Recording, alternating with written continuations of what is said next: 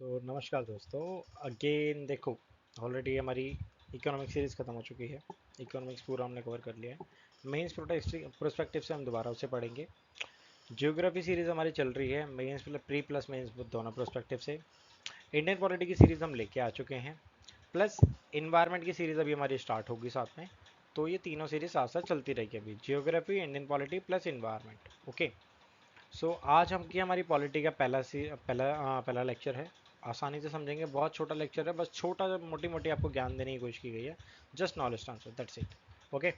समझते हैं पहले है क्या इंडियन पॉलिटी, हमारे लिए क्यों जरूरी है। देखो, ऑलमोस्ट हमारे 18 to 20 क्वेश्चन एवरी ईयर पूछे जाते हैं। और एवरी ईयर पूछे जाने का कारण क्या है, हम उसमें से कई बार हमारे 10 भी ठीक होते हैं, 12 भी ठीक होते हैं।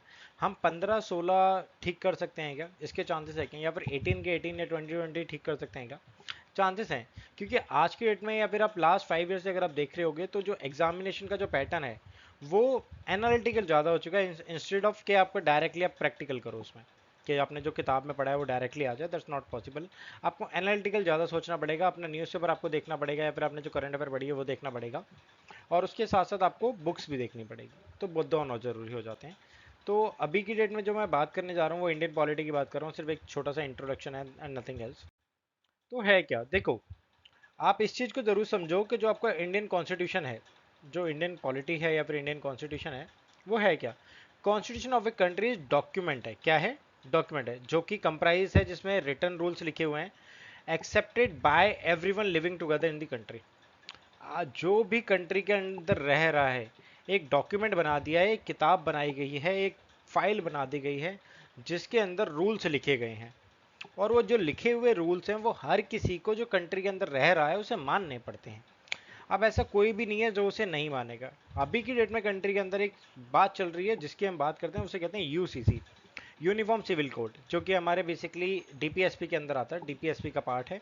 लेकिन सेंटर उसे लागू कर सकता है जब वो समझे कि सही समय आ चुका है। सेम स्टेट भी यही समझे। The constitution of a country is a supreme law. कोई भी सुप्रीम से ऊपर नहीं हो सकता। सुप्रीम क्या है, आप हमारे लिए गॉड होते हैं, उनसे बड़ा तो कोई नहीं होता। तो एक कंट्री के लिए सबसे ज्यादा कुछ अगर कुछ सुप्रीम हो सकता है तो कॉन्स्टिट्यूशन हो सकता है of the land, and it determines the relationship among people living in the country and also regulate the government policies toward the citizen. यानी कि ऐसा नहीं है कि कॉन्स्टिट्यूशन अगर बना दिया है तो उसके बाद गवर्नमेंट अपनी मर्जी से कुछ भी कर पाएगी। गवर्नमेंट को भी बाउंडेशन है कि वो उस कॉन्स्टिट्यूशन या फिर सुप्रीम लॉ के अंदर ही रह के सारे काम करे, उसके बायोंड ना जाए, जिससे किसी एक व्यक्ति के जो अधिकार हैं उसका हनन ना हो, या फिर उसका बेसिकली एक्सप्लॉयटेशन ना हो। ओके। रूल ऑफ कॉन्स्टिट्यूशन क्या होता है, रोल ऑफ कॉन्स्टिट्यूशन क्या होता है। एक constitution serves a lot of purpose, its major roles as follow, basically it describe rules and regulation that generates degree of trust and coordinating among the people of different strata of society live together. आपस में एक mail जोल भाईचारा बढ़ाने का काम करता है बेसिकली एक constitution. It provides a framework with the which government and the institution work in the country. एक फ्रेमवर्क प्रोवाइड करवाता है कि हर किसी को किस तरीके से या फिर गवर्नमेंट को किस तरीके से काम करना है एक कंट्री के अंदर रह के। It lays down the procedure as how the government will constitute and the manner which decision are taken. किस तरीके से गवर्नमेंट बनेगी और किस तरीके से वो डिसीजन मेकिंग पे आएंगे। आपने देखा होगा 2/3, 3/3, आपने सुना होगा 1/4 सुना होगा। इस तरीके चल रहा होगा, या फिर 50-50, यानी कि दोनों का डिसीजन मेकिंग होना चाहिए। एक कई बार राज्यसभा को पावर नहीं होती है तो लोकसभा को ही होती है क्योंकि मेजोरिटी है। तो ये काफ़ी चीज़ आपने सुनी होगी, हर किसी का एक मेथड है, हर किसी चीज़ का एक तरीका है जो कि कॉन्स्टिट्यूशन में बताता है। It defines the power, duties, limits and respective governments, ये मैं बताएगा। It also tells the right of citizens and define the rule of law, land, procedure to protect them. ठीक है, राइट्स बताएगा सिटीजन्स के, रूल्स बताएगा, लॉ बताएगा, and procedure बताएगा, जिससे कि एक व्यक्ति एक सिटीजन को उस देश के उसके रूल्स को प्रोटेक्ट किया जा सके। All the democratic countries have their own constitution, but having a full-fledged constitution in a country is not a guarantee to it to be truly democratic. हर किसी कंट्री, कोई भी डेमोक्रेटिक कंट्री जो अपने आप को डेमोक्रेटिक कहती है और उसका कॉन्स्टिट्यूशन बना हुआ है, constitution in a country not guarantee. कहने का मतलब क्या है, आप डेमोक्रेटिक कंट्री हो, आप कह रहे हो आप डेमोक्रेटिक हो, बट आपका कॉन्स्टिट्यूशन आप डेमोक्रेटिक हो या नहीं हो इसकी गारंटी नहीं दे सकता। डिपेंड करता है कि आप अपनी गवर्नमेंट को कैसे चला रहे हो। अभी बीच में अगर मैं बात करूं तो अभी इस इन कुछ सालों के अंदर हमारे पास ये चीज़ आई है कि हम एक मोनार्की गवर्नमेंट में रहते हैं जहाँ पर सिर्फ एक ही गवर्नमेंट होती है, या फिर हम एक ऐसी एनआरकी गवर्नमेंट में आ जाते हैं या फिर मोनार्की में आ जाते हैं जहाँ पर सिर्फ एक ही। एनआरकी कब आ जाती है, अराजकता कब आ जाती है, जब आपस में ही लोग लड़ना चालू कर दें, ठीक है, तो उसे अराजकता कहते हैं। मोनार्की क्या कहते हैं, बेसिकली जब एक ही गवर्नमेंट शासन करे। अब इस तरीके से अगर मैं कहूँ तो यहाँ पर मैं नॉर्थ कोरिया का एग्जांपल बहुत अच्छे से ले सकता हूँ। वहाँ पर भी कॉन्स्टिट्यूशन है, वहाँ पर भी चीज़ें हैं, उनके हिसाब से चलती हैं, बट वो उनके हिसाब से चलती हैं, वो एक डेमोक्रेटिक कंट्री नहीं है। अगर मैं चाइना की बात करूँ तो वहाँ पर पीपल एक नाम की कोई पार्टी है, पीपल पार्टी से जो चलती है। अब चाइना अपने आप को एक डेमोक्रेटिक कंट्री तो कहता है, बट क्या वो एक्चुअल में डेमोक्रेटिक कंट्री है, ये सोचने वाली बात है।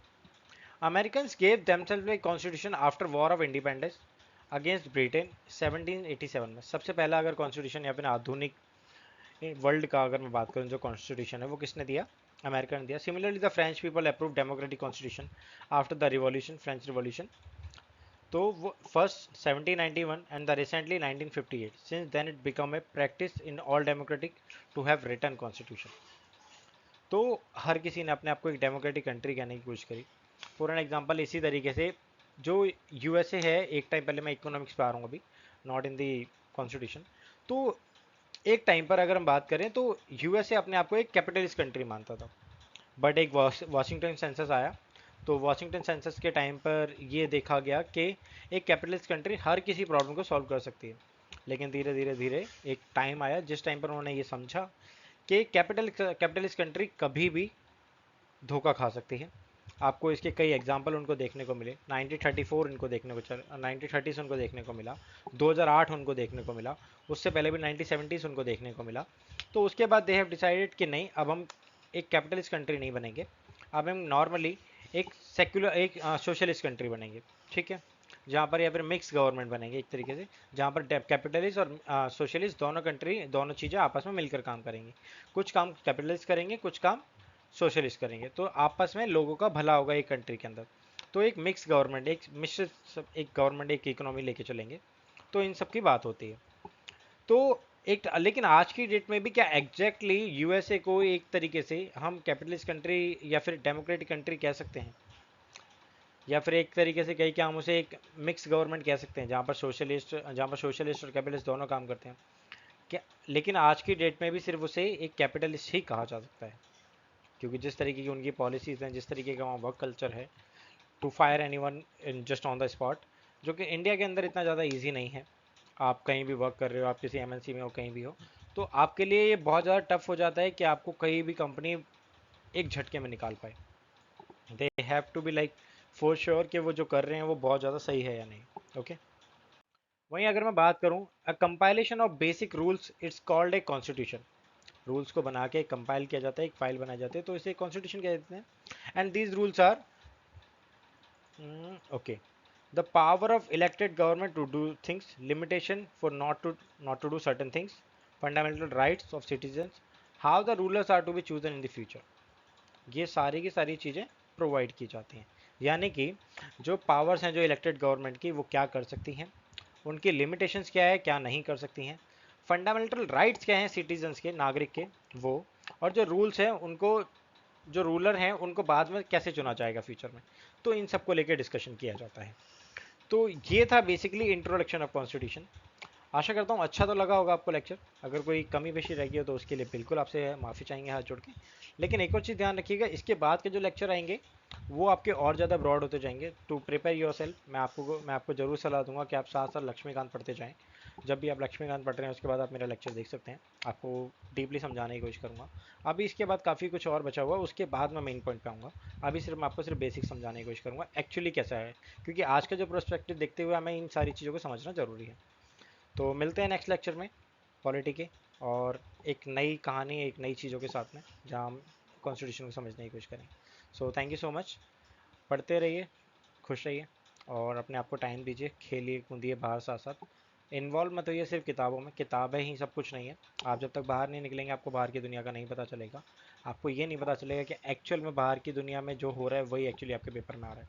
तो आपको समझना तो पड़ेगा। तो चीज़ों को ध्यान दीजिए। मिलते हैं दोबारा। धन्यवाद।